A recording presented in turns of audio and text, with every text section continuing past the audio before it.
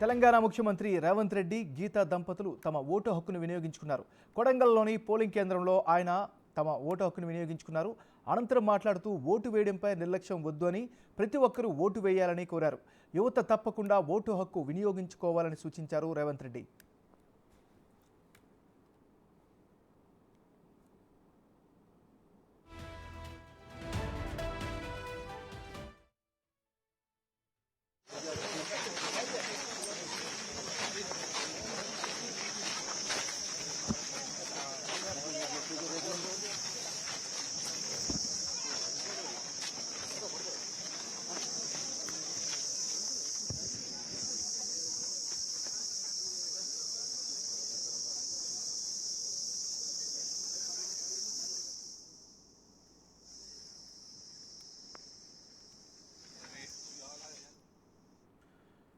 బులెటిన్లో మనం breaking news చూస్తున్నాం.